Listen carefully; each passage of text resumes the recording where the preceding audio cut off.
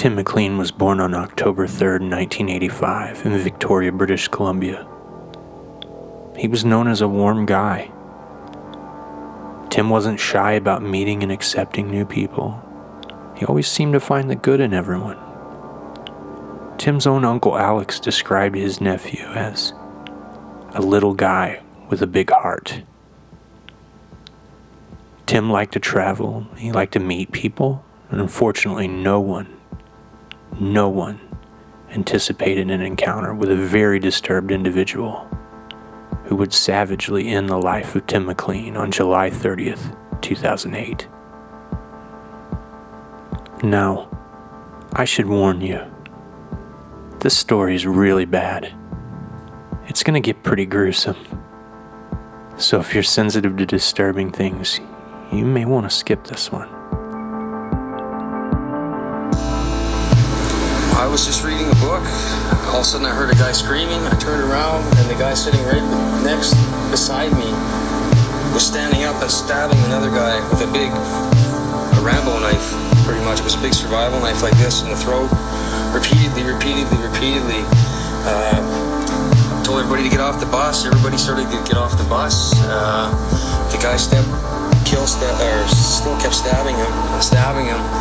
Everybody got off the bus. Me and a trucker that had stopped and the Greyhound driver ran up to the door to maybe see if the guy was still alive or we could help or something like that. And when we all got up, we seen that the guy was cutting off the guy's head. Tim McLean was a 22-year-old carnival worker who was traveling home. He boarded a Greyhound bus 1170, about 12:01 p.m. He sits himself by the window towards the back of the bus. He'd been working all day in Alberta and he was exhausted after work and he had had a night out on the town. He worked at the carnival. He was what some would call a carny.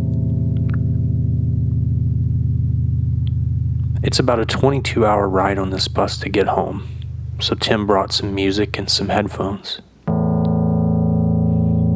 Those headphones would keep him company while he was taking that long journey. And at 6:55, his bus makes a stop in Erickson, Manitoba. 40-year-old Chinese immigrant Vince Lee boards the bus. Vince Lee was a really tall guy. He was wearing sunglasses and he took a seat near the front of the bus just like normal. He's traveling from Edmonton, Alberta, and about 8 p.m., the bus pulls into a rest stop. Vince Lee reportedly gets out to have a smoke. So when he reboards the Greyhound, he heads back for the back of the bus in the direction of Tim McLean. Feeling relaxed and tired, Tim leans against the window with his headphones on as he peacefully drifts off to sleep. Now up to this point, Vince Lee's behavior wouldn't have sounded any alarm bells. He would have been described as pretty unremarkable by most of the other passengers. But we'll get to that. So Vince Lee was quiet, as the others recalled. Wouldn't have been perceived as much of a threat. Then someone across the aisle starts to notice a shift in Vince Lee's entire demeanor. He starts fidgeting. He starts muttering something in a low voice, with some kind of Chinese chant. It was strange, but wasn't overly alarming. Nothing was. That is, until Vince Lee pulls out a large Bowie knife out of his backpack and starts stabbing a peacefully sleeping and unaware Tim McLean right in the neck. Tim's woke back up into reality in a screaming panic. He tries to fight, but Tim's only around 120 pounds and Vince Lee can only be described as some kind of unstoppable, glitching, morbid machine, repeatedly stabbing him over and over and over. The other passengers are completely panicked, at this point. People are screaming for the bus driver, "Stop, stop, stop!" They all rush to the front door in just a frenzy of horror. At this time now, Vince had pulled Tim to the aisle floor right in front of everyone and just continues to stab him without even a twinkle of mercy. So the driver slams on the brakes. He brings the bus to an emergency stop, and now the passengers, they start to frantically rush through the front exit as the bus driver and these two other men, they begin this futile attempt to try to rescue Tim. But of course, it only enrages Lee. They get near him, but he just starts slashing wildly in their direction with a bloody knife. Now, of course, it's believed that Tim was for certain probably dead at this point. Or at least we can hope. Especially considering what happened next. As 30-plus passengers on Greyhound Bus 1170 stood on the side of the Trans-Canada Highway, about an hour west of Winnipeg, they watch in absolute shock and horror what unfolds in front of them. With the same massive knife he just used to stab Tim countless times, Vince Lee begins to saw and hack at the neck of Tim McLean's lifeless body. After a while, Lee stands up to his feet, and with a bloody knife in one hand and Tim's head in the other, people fainted and screamed in abject horror. Some others couldn't hold it back and vomited. Teenagers from the side of the bus outside, they were scrambling to get videos with their phones, while younger children cried as they witnessed a trauma that would without a doubt mark them for the rest of their lives. The trucker driving through the area stops. He helps the people try to defend themselves with whatever they can, crowbars, hammers, whatever they could find. Suddenly Lee, he starts to make his way toward the front of the bus.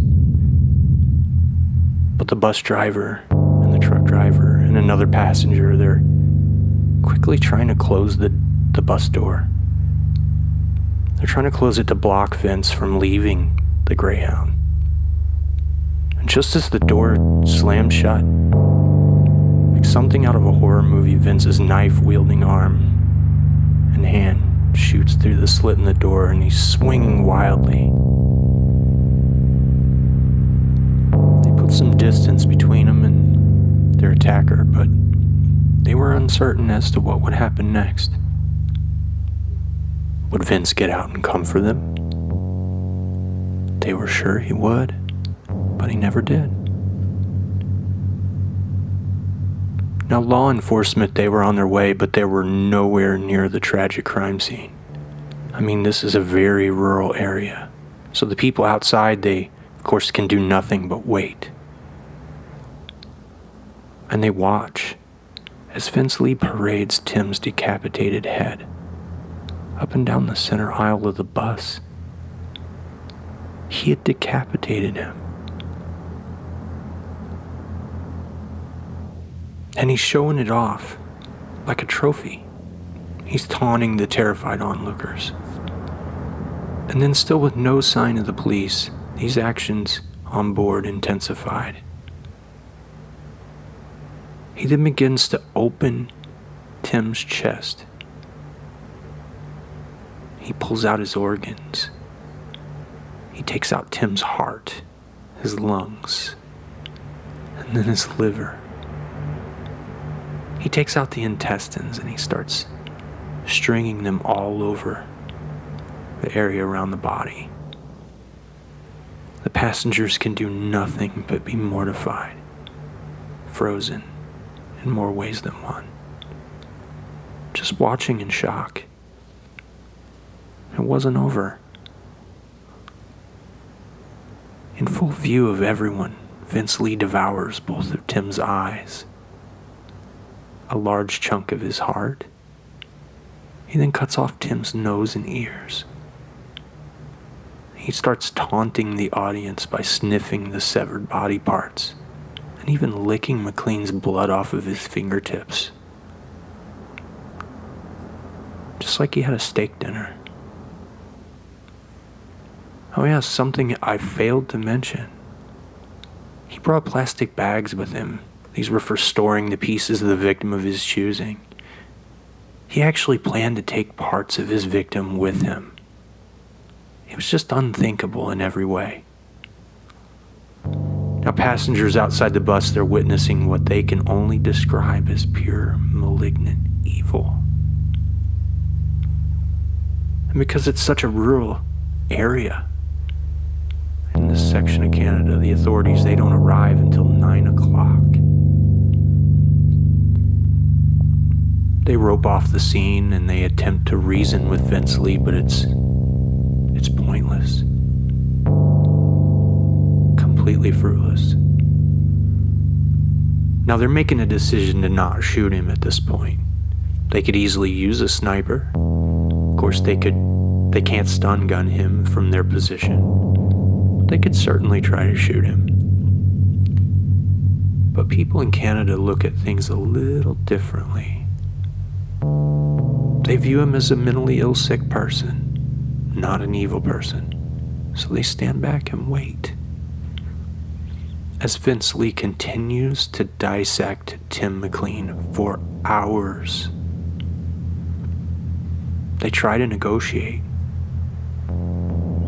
No use, because Vince Lee would just simply not comply. He said, and I quote, "I have to stay on this bus forever." Now, I know a lot of people have criticized the officers for not taking him out, putting an end to this situation way sooner. Some do-gooders believe he was just deranged and shooting him would have been unjust, unnecessary, uncalled for. If you take a moment to really think about it, shooting wouldn't have done anything more than just leave a ton of unanswered questions. We'll never know the reasons for such a brutal attack. At 1:30 a.m., after hours, the police are finally, they're getting nowhere. And it's at this point he makes a run for it, and after breaking out one of the windows, he's taken out the moment his feet touch the road. The crime scene was finally able to be locked down, analyzed. Traumatized witnesses questioned. And I almost forgot. Bloody severed pieces of Tim were found in Lee's pockets. Vince injured himself in the melee, so he was taken straight to the hospital. He was treated for his injuries, and I know. But it's standard protocol to treat all the injuries first. Vince Lee still had basic rights as any human being. So as triggering as it seems, sometimes our knee-jerk reactions, our strong emotions, they lead us the wrong way. Once the threat was neutralized, it was time to get some answers. At 3:30 the next day, p.m., the passengers, they finally make it home to their worried but very relieved families. Tim's mom, she was informed by her ex-husband that Tim wouldn't be coming home. She had reportedly learned what happened on the bus by listening to the radio. She'd been praying and praying her heart out over dinner that it wasn't her son, but it was.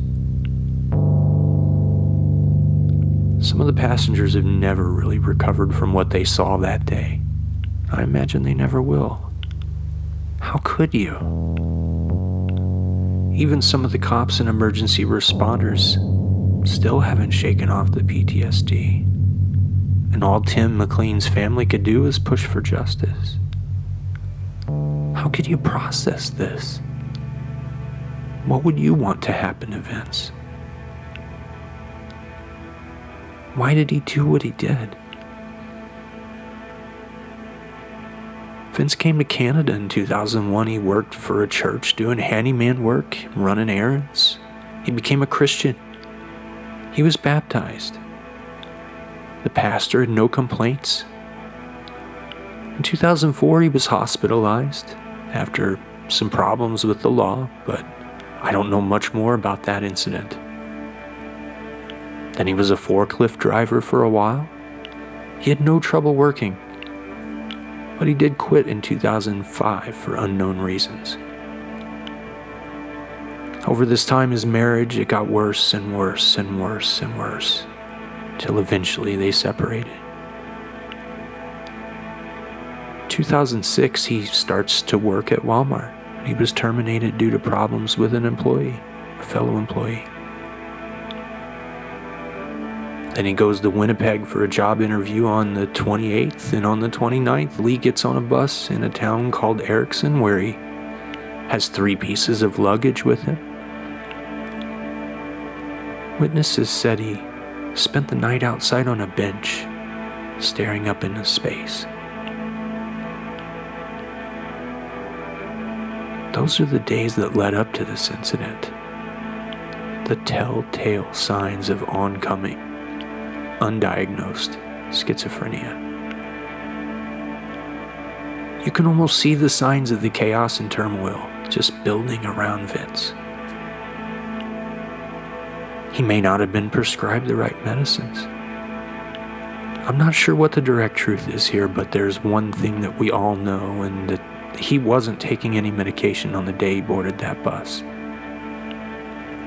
In court, Lee claimed he wasn't criminally responsible due to his mental state. The judge ruled him not criminally responsible due to psychosis. At this point, he's sent to Selkirk Mental Health Center. They spend time monitoring him and rehabilitating Vince, and reportedly even aiding him in changing his name to Will Baker. Vince wouldn't possibly ever get out of a psychiatric facility, right? Right? Experts treating him, they start keeping transcripts. He said, and I quote, "I was an evil son of an evil God. God chose me as the killer. And God chose me as the victim. God controls all things, and God made me do it." Vince knew what he was doing. He remembered every gruesome detail, and over time they started testing the waters, giving him a little bit more freedom and a little bit more freedom.